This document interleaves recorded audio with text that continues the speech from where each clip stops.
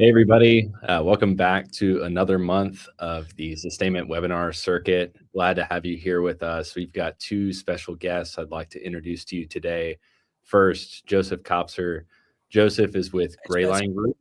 Hey, Joseph, great to have you.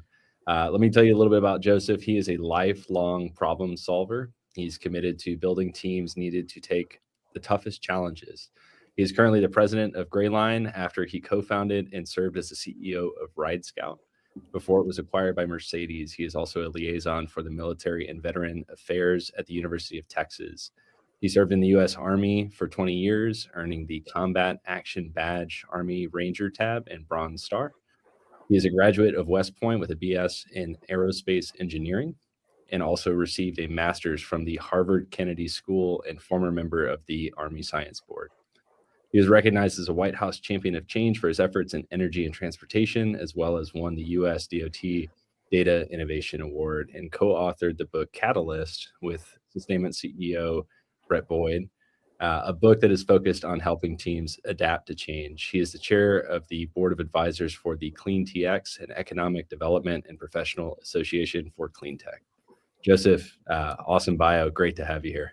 Thanks for having me, Spencer. Appreciate it. And then we have Eric Miller of Exim Bank. Eric, great to have you here as well. Likewise. Thanks for putting this on, Spencer. Awesome. Let me read your bio here for our viewers to get to know you a little bit. Eric is the Houston Regional Director for Exim Bank. He is a Texas native and experienced international trader.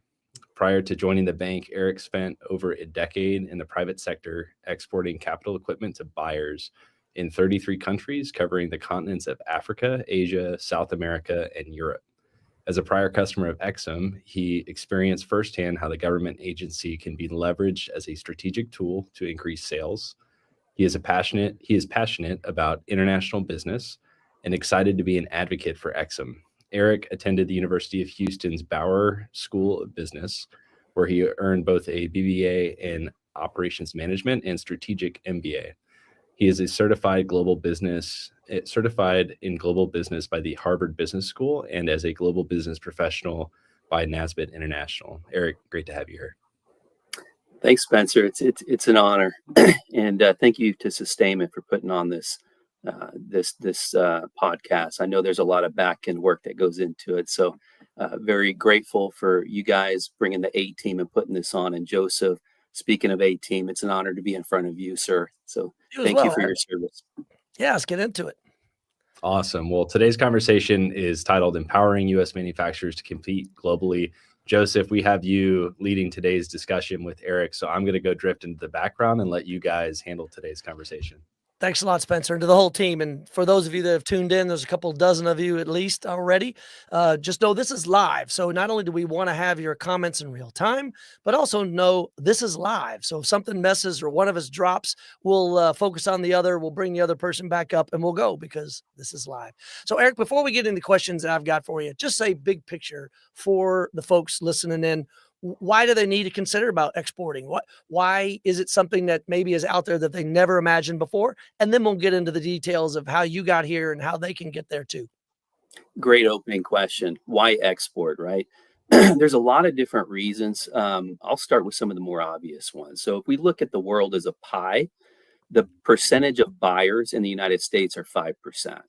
So if you're only focusing on the United States, you're missing out on 95% of buying opportunities. So the majority of the buyers are not here; they're out there, right? So to your point, a lot of people forget that there are more people in the middle class of India and China alone than there is in the all citizens of the United States. So your point is well taken.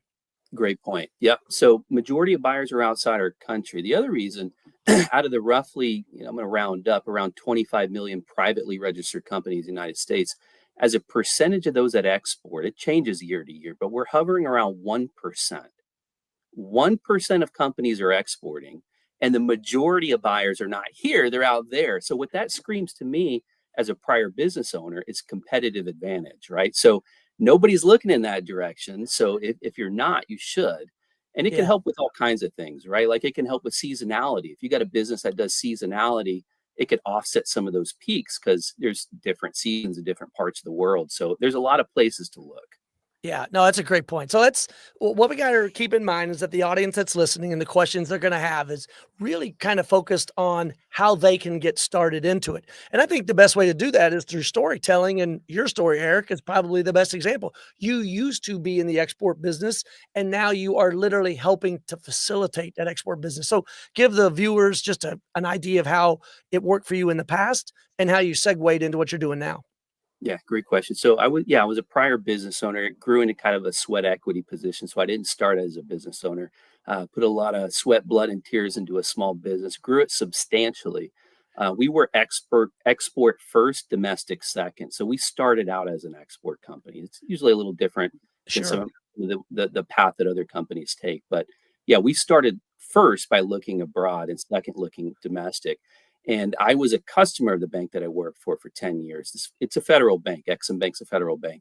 Yep. So I was a customer of them for 10 years and kind of tapped into all these, products, these trade finance, export finance products, along with other government agencies that most companies aren't aware of. There's a lot of agencies that kind of surround the US company that wants to export, and they offer Yeah. some really valuable products. You have a And these question are about. your tax dollars, so you might as well be taking advantage of them. Correct. Yeah, that's a good point. Yeah, so if we look at just big picture, our country's GDP, right? We're the biggest economy in the world. We're the second largest exporter in the world. I'm sure you can probably guess who number one is for Yeah. export. China. China's Yep. number one. U.S. is number two. But more importantly, what I like to look at, because that doesn't tell the whole story. That looks like a big country doing a lot of exporting if we're the second largest exporter in the world. But what I like to look at is how much more we could be doing. And one of the statistics that you can look at is our export value over our GDP value. So all the stuff we make in the US, our goods and services, our GDP, how much of that are we sending out? And that's a real telling statistic. So out of roughly 200 countries in the world, throw a number at me. Where do you think we rank export value over GDP? Throw a number at me. I'm gonna say it's small, single digits. 145 Wait. out of roughly 200 countries. We're ranked 145 Oh, so out we're of not even roughly in the 200 top countries. 10. We're We're not not even even we're not in close. the top 10%. No, Yeah. we're bottom quarter out of Yep. export over GDP value. So our country has a lot of room for growth. And like I said, majority of buyers are not here; they're out there, and only 1% of companies are doing it. So that's Yeah. a real telling reason why you should look abroad. Okay. Um, So it's actually a great segue. So let's start with is I'm imagining some of these people that are listening in, they think that the XM Bank is for the bigs, the Fortune 50s, mm, the big giant exporters, the Boeings of the world, Lockheed, Caterpillar. Take it down for us. Who really is this for? the majority of our customers are small business. There's a number, I think the number is around 90% of all of our customers by transaction count are small business. So it's What just a happens is, myth that you have to be one of the bigs. yeah, definitely a myth. I'm in the office of small business. We have a division dedicated for small business. So very much focused on small business. What happens is when we finance a big project or transaction, that gets highlighted in the news. And we don't talk about, the exporter that we helped on a $10,000, shipment to, Uruguay, name a country. Yep. So it doesn't get the attention it deserves, but we are very heavily focused on small business. Yeah, fantastic. And I want to remind viewers again, this is live. So drop any questions or comments that you might have. And then the team behind the scenes will throw them into our feed so that we can see those. All right. So let's just think for a second. So somebody's wanting to do more in business exporting. They know all these options that are out there. What makes XM Bank different than other parts of the country or other parts of federal agencies or even their own bank that they have? It's like, I got a bank, I got a lender. How is XM different? Yeah, great question. So we're called an export credit agency, an ECA. We love acronyms in government. So we're an export credit agency. And the role of XM is to put US made stuff, right? Whether it's a product or service, we want to put US made stuff into the hands of a foreign buyer. And we help on the export finance side of that equation. So every developed country in the world has an equivalent of us. There's 120 export credit agencies that represent their country, and they all have the same role, right? We want to help export of U.S. made goods, and they're whatever their local country is, they want to help the same thing, domestically produced stuff, a good or service going abroad. Why do we care? Why does the government care about exports? The trade deficit was almost $1 trillion last year. right? So we got a trillion more coming in than going out. So the number one reason that we have learned why more U.S. companies are not exporting, it's a one word statement, and that is fear. The number one reason is fear. And so if you can alleviate that fear and look at the why of the exporting, and going back to your original question, sorry, I deviated a little bit, but how do we work with their banks, right? How do we work with their banks, not against their banks. We're not a secondary solution. We're a supplementary solution to their banks. So we've got a product called export credit insurance. If I may go into the product lineup, is it good Yeah, timing? yeah, sure. Okay. And then what we're gonna do is just kind of frame this. So imagine you are a machine shop and you Mhm. are capable of building and exporting. So as you kind of think through this, put yourself in their eyes and they already have a bank or a lender. Yep. Yep. So export credit insurance, let me start with that one because it's really the flagship product for small business that we offer here at the bank. So when money moves between buyer and seller, it's a sticking point when it comes to international trade. And what I mean by that is, if you're a manufacturer of pumps, right, here in Houston, and you want to export to Colombia, and Colombia says, "Hey, I love the pump, love the product, everything looks good, spec is perfect, but I want 60-day terms, right? Ship it to me, I'll pay you 60 days later." Now you're the Yeah. Houston company, you're going to say, "No, you wire me the money and then I'll ship you the product." And then And there's right always now it's a big standoff between who goes first, and yeah, that's where you all come precisely. in. Precisely. Yeah. And then there's a risk, issue involved in that conversation. So when money moves, a lot of deals fall to the wayside because they can't agree on who makes the first move. Okay, well, maybe I'll wire you 50% and then the balance on terms. Well, how am I going to collect my money if I ship this to Colombia and the customer doesn't pay me, right? So we want to take away that risk.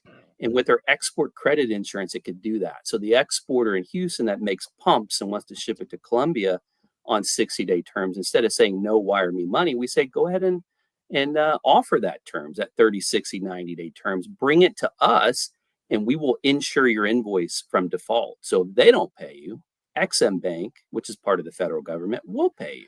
So we Yeah. take away the repayment risk for exporters to sell abroad when they offer credit terms. So that's our And did I insurance product. and did I read right that insurance is 95% of the value? Exactly. Yeah. Depending Wow. on the policy, we got a few different policies. It's either 90 or 95%. And we can get into the weeds of that if there's an exporter there that can tap into that. Yeah, well, Matt agrees with you. The machine shop is music to his ears. Yeah. So, let's keep going. I don't want to get too nerdy because, I,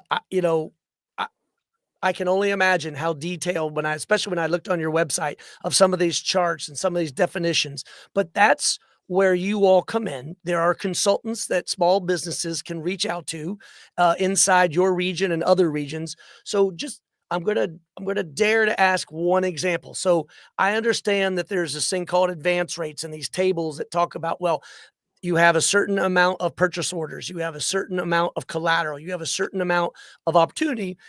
Without going into the details, they can always call one of your consultants. First, explain how they get in touch with one of your consultants and what that consultant would walk them through with that kind of table and what they need to bring to that conversation. Yeah, great question. So Exim Bank has regional directors. We've got a dozen offices in the US. So I cover Texas, Oklahoma, Arkansas, and Louisiana. So if you're an exporter in one of those four states, I'll be your Exim consultant. If it's outside those four, I'll get you over to the proper person or you can go to the website. So when you say consultant, it's an Exim employee. We'll walk them through how they can tap into some of these resources. Now, advanced tables and all that stuff. So that's kind of a separate product. That's called our export working capital guarantee, and I'll simplify it and keep it high level. The Please, thank idea behind it is if you're a machine shop, right? And let's say you're a $5 million a year company and two of it goes abroad. So three domestic, two abroad, you're a $5 million a year company. Now, the more export revenue exposure you have, the more exposure you have to selling to foreign customers, to put it another way, the less helpful US banks will become. They see high risk transactions Yeah, when I just want to reiterate that. That Yep, was something that was really interesting in my research after we met, which is the more you do overseas, in some ways, US banks like less. Is that the way you're correct. saying? So when Yep, you decide to expand your business and go into an export market, you're putting yourself at risk, your business at risk, and then that's really where Exim Bank comes in to shore up some of that risk. So please continue. exactly. Yeah, good segue. So we work with your bank, not against your bank, right? So we tell your bank, If you're a machine shop, you're walking over your purchase orders from, Ecuador, Colombia, and Peru, Mexico, and Canada. You're walking it over there saying, hey, I need a line of credit to fill these export purchase orders too, not just my domestic. Usually the bank will say no, it's high risk. And put yourself in the bank's shoes, right? If you're selling abroad to a foreign customer doesn't pay you, and you got it, on the water or halfway built, that's going to be a problem to try to resell into the US market, especially if it was built for that market. And now you can't pay back the bank. So it's a high risk transaction when you sell abroad.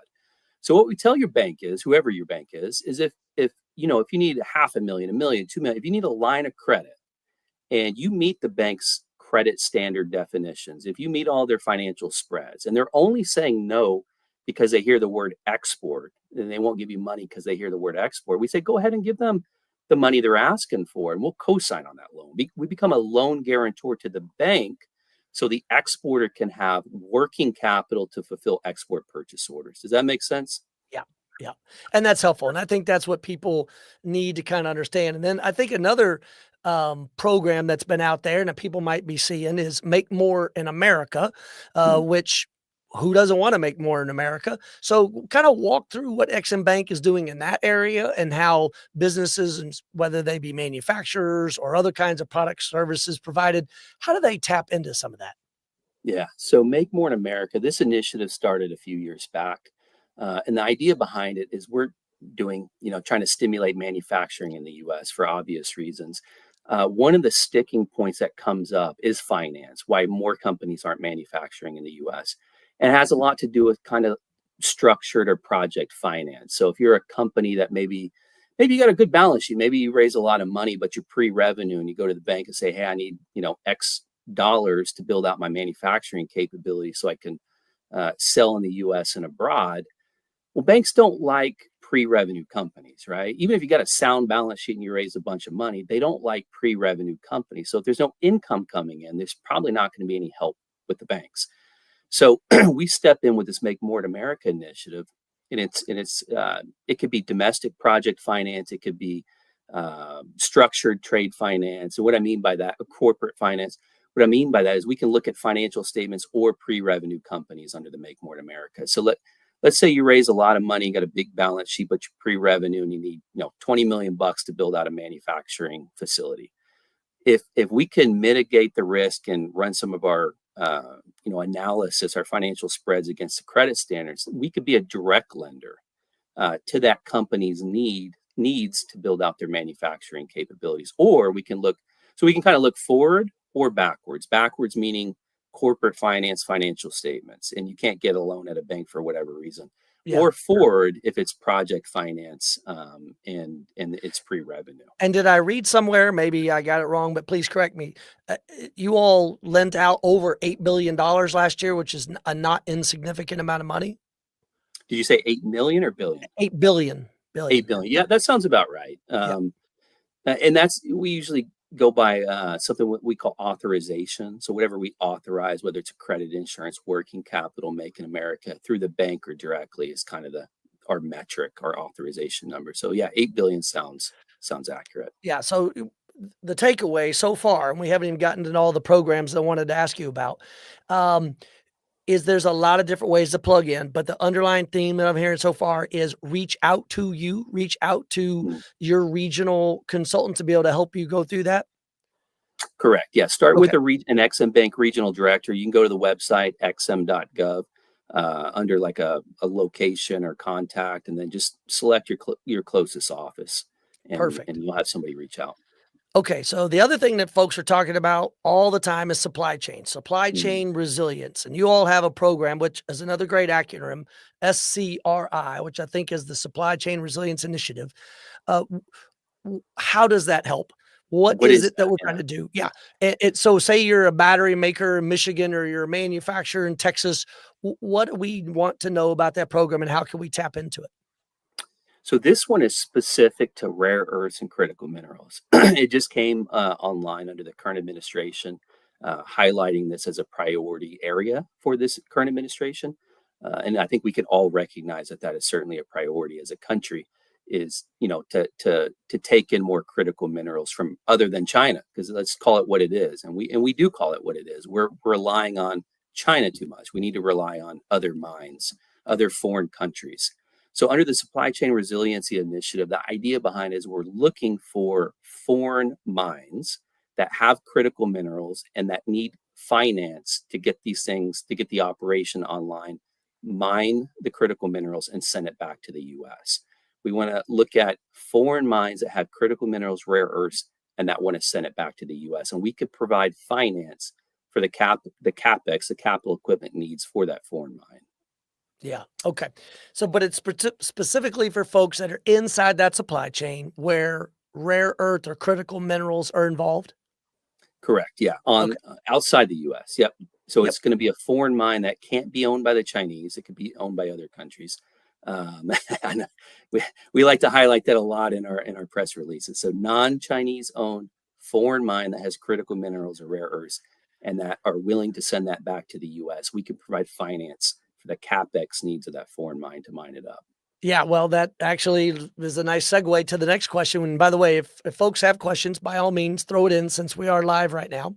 And this will also stay on LinkedIn, stay on YouTube, stay on X. So anything we talk about can be looked at later on if you have missed the first half of this or if you have friends or colleagues in the business.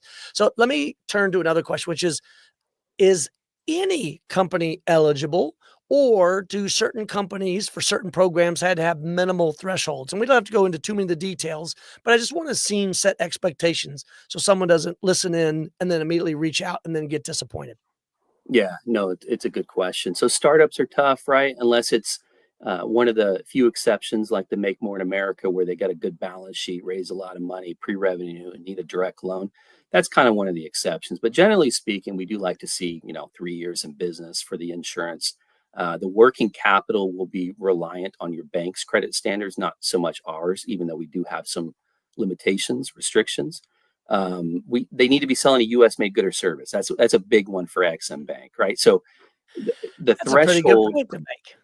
yeah, the threshold is 50 greater than 50% U.S. content. So 50.1 greater than 50% U.S. content on the exporter's cost in order to tap into the credit insurance or the working capital facility. So we do want to see the majority of content U.S. made, and it's got to ship from here. Some of the other things is we can't support military products or buyers. So that, there's some exceptions there. If it's like a dual use or humanitarian mission, we can look at something like that. So yeah, majority U.S. content, no military products or buyers. Open, we got to be open in the country that you're selling to. So out of roughly 200 countries, we're open in 180. And out of those 180, sometimes we're open for like short-term finance or not long-term. It can be dependent country by country. So I Yeah. would recommend going to a web page called our country limitation schedule. So if you go to xm.gov and you search country limitation schedule, you'll get a web page that pops up and it'll show you everywhere we're open and closed. Great. But the takeaway though for the businesses that are involved in this are you are in almost every place they might want to be. And then backstage, I think they were going to show a question up, but that's not a question. So LinkedIn users, mentioned that American firms aren't exporting due to fear. Can you peel that back a little more? Is that fear of being outcompeted or due to the state of subsidies, undercut, or is it simply the fear of the unknown? And ultimately, how is it that XM goes and mitigates some of those risks? And thank you for putting Yeah. that up. In fact, I'm going to add part to that. And is it also the fear of the bureaucracy and the red tape? And what is it that your teams can do in addition to help you walk them through cutting a lot of that red tape? I mean, great questions and great comments. I think all the above, right? It's answer E, all the above. So, starting with simple things like in the 90s, the US is one of the few developed countries that had the least issued passports, right? I think 1990, 3% of Americans had a passport, right? We're double digit number now. We're doing much better and traveling more. But starting with just, you're comfortable with what you're comfortable with culturally wise. We're getting more comfortable, outside of that, but that's just a simple thing. And then bureaucracy, absolutely. If you're a U.S. company selling here and you got customers calling you from all other countries, well, can I do that? Can I not do that? Do I need a license? So Department of Commerce is a good place to start for like, licensing and issues like that. They've got an agency called the U.S. Commercial Services, which they have an office in every major city in the United States. I would start there. Hey, I'm selling this. Can I do it? Do I need a license? The thing I will tell you is that most products do not require a license. The process to export is a whole lot simpler than you would think it is. Going back to my exporter days when we would send machinery to all over countries in Africa, it's very simple. You got a customer calling you, in an African country saying, "Hey, I want your excavator. I'll wire you money. Great, here's my account. Well, now I need to find a shipper to put it on a boat and get it to them, and you're done." Conceptually, it's a lot easier. We like to, humans like to make it a lot more complicated. Yeah. We're from the government. We're here to help. Yeah. So we're not going to get involved in so much like, licensing and tariffs. So we want to provide export finance solutions to help a U.S. company to compete abroad. And I know part of that question was, are we fearful of being out subsidized by another country? And again, let's call it what it is. The Chinese are very good at subsidizing transactions that leave their country. But we also know that there's a reputation outside the U.S. that the U.S. has quality, more superior products. And you see a lot more buyers in countries warming up to that idea, saying, "Hey, I'll pay a little bit more knowing that whatever you're selling me is going to last a whole lot more, and I'll have the support I need if it doesn't." Yeah. So Well, and that's a segue to Cynthia's question, which I don't know is in your lane necessarily, but what are you seeing? Anything you can comment on statistically about how tariffs might be affecting U.S. businesses? I mean, are they doing more or less exporting because of this? How's it look? So I think it's too early to tell. There's not really a story there yet, but what I am seeing is a lot of U.S. companies mitigating the risk of surprise tariffs, and by mitigating the risk, they're doing things like controlling the sales Incoterms. So Incoterms, there's the E's, the C's, and the D's, right? You sell a product according to your contract as X works. Here's my pump, X works. That means come pick it up, right? If you sell it on like an FOB basis, that means you're bringing it to the port. If you sell it on a C basis, that means you're bringing it to the customer's port.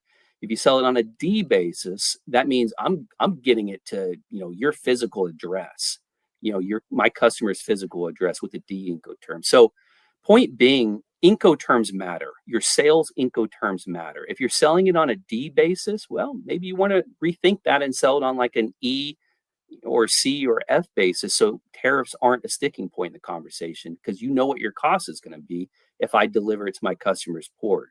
But if I get it out of their port and I got to start paying tariffs, it could be this percentage one day, or that you don't want to get in a situation like that. So control it with the Incoterms.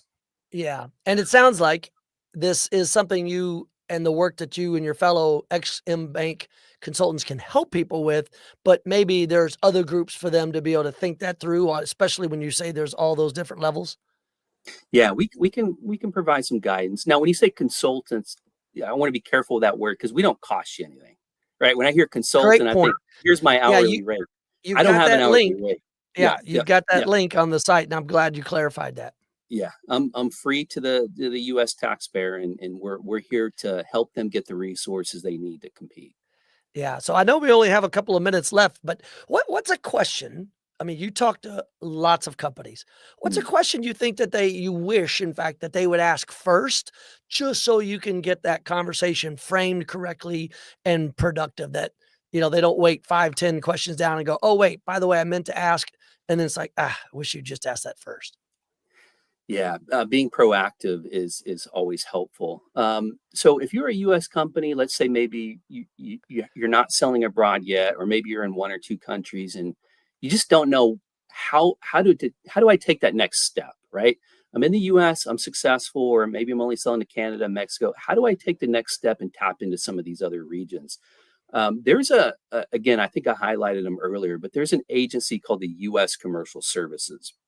Make sure that you underline that agency, because they're also a real valuable resource. They have a product called the Gold Key, and they also have market intelligence. I don't know if you guys had them on in the past or not, but the Gold Key is a good way to get started for what we call export ready companies, which means you got a bona fide product, an existing business, and now you're wanting to take the next step.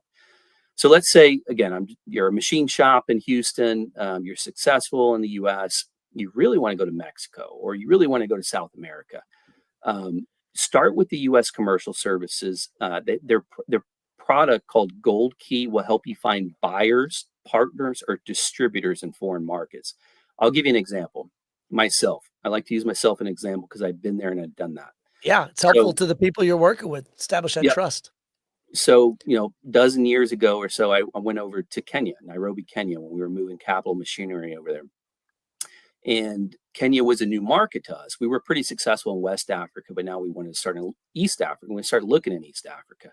So we got a hold of the U.S. Commercial Services. They heard our story. They understood our business and product. I paid them. I think at the time it was like $300 or $400 for the Gold Key, and they set up 10 meetings. So they set up 10 meetings. I was going to Nairobi in 1 month. So 5 meetings per day. And this was a dozen years ago. I don't know what's changed. But I go over to Nairobi, meet with 5 one day, 5 the next day, fly home. One turned into a sale, by the way. And flying home, and I'm thinking, you know how long it would take me to find these 10 companies, these 10 decision makers, and then try to get a meeting with all of them. I mean, Yeah. we're talking months. These guys knocked it out in a month, paid them a few $100. I'm flying home thinking, my goodness, why aren't more U.S. companies tapping into these resources? Yeah.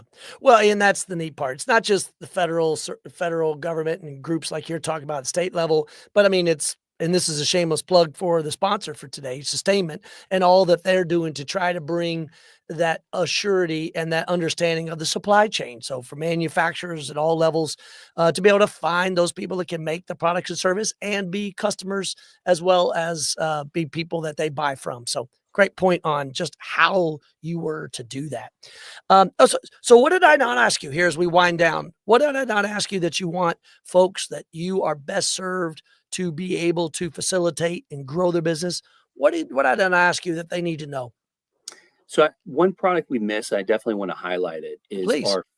our foreign buyer finance for capital equipment. So if you're a U.S. company selling capital equipment to foreign buyers, we do have a financial product to get your buyer a loan to buy your machinery that you're selling. And the reason why you'd want to tap into that is because it's an obvious competitive advantage, right? So if you're selling into emerging markets where the cost of borrowing, so I used to sell into Nigeria, cost of borrowing there, I sold term sheets 25, 30, 35% a year, right? Wow. So if you're selling machinery into these markets, you should consider XM Bank as a financing tool to help you boost your sales. So if you're talking to a buyer in West Africa that wants to buy your spread of equipment, and they're a good, solid company, we got audited financials, there's a real company there that we can underwrite.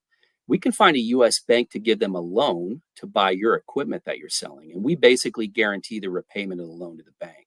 So we backstop the bank so they can comfortably give a cross-border loan to a foreign company. Otherwise, you're not going to find you call up a U.S. bank and say, hey, my buyer in Nigeria wants a loan. Sorry, I can't help you. Right? I think I got emails in the 90s about a buyer in Nigeria, but I think it was a prince. So So I think we all get those. that's the stuff they're used to It hearing. makes Right? people nervous, but that's the role Yep. of XM Bank, to come in alongside their existing lender, their existing bank, to help mitigate some of that risk because you put that stamp of legitimacy on it, right? Correct. We're not competing with their bank. We're Yeah. working with their bank to empower them, to make them more competitive. Yeah, fantastic. Well, so as we wrap up, I'll turn it over to you for closing comments, but I just want to let the audience know that it's these kind of conversations, demystifying not only what is already existing, like XM Bank, but what's also new programs like you were talking about with the Supply Chain Resilience Initiative that they may just be busy growing their business and don't know. So they should follow you on LinkedIn, they should follow the XM Bank of the United States, because you said there are well over 100 across the world. Make sure they're following them, and then follow Sustainment, because Sustainment is at this point at that intersection of trying to facilitate and grow manufacturers here in the US. And if they're exporting it with your help, that's great. And so for me, this is a lot of fun. I had a lot of fun connecting the dots from C-suites to team retreats, whether it be on stage or in interviews like this or working with companies themselves. So I want to thank the team from Sustainment for letting me be a part of this. But Eric, take us home. What final thoughts do you want to leave with the audience today? lean on your resources. Don't be afraid to lean on your resources. The government is literally surrounding the U.S. company who wants to export with resources to make you more competitive. We have our own selfish reasons to be involved, right? Trade deficit, job creation, stimulating U.S. manufacturing. So we have our interest in being involved. Lean on your resources early, not late, because late is too late, right? Lean on it now. Let us guide you. Let us, offer introductions to various agencies that will surround you, prop you up, make you more competitive, and put the U.S. made stamp on your product and put it in the hands of a foreign buyer. That's what we're all about here. Well said. And so I want to thank Sustainment again for helping empowering U.S. manufacturers to compete globally. And Spencer, it's good to have you back again. Yes, Joseph, Eric, you guys are both great. Thank you so much. I did want to pull through one more comment. Oh, please do. Here we go. We have, looks like Myra de la Canal from LinkedIn. I don't know why it's saying LinkedIn user there, but wanted to provide this trade.gov/gold key service. Perfect. Saying that we're happy to connect here. So I wanted to pull that through here before we're done. And Myra, by the way, is with the U.S. Commercial Services. Great contact, very knowledgeable, very helpful. So yeah, reach out to her. It's a great call out. We just had 2 people from the U.S. Commercial Service on an episode 2 months ago that we're partners with. So glad that you mentioned that today, Eric. Excellent. Awesome. Well, thank you everybody for tuning in this month's webinar with the Sustainment monthly webinar series. We look forward to seeing you again next month. Take care, everybody. Bye-bye.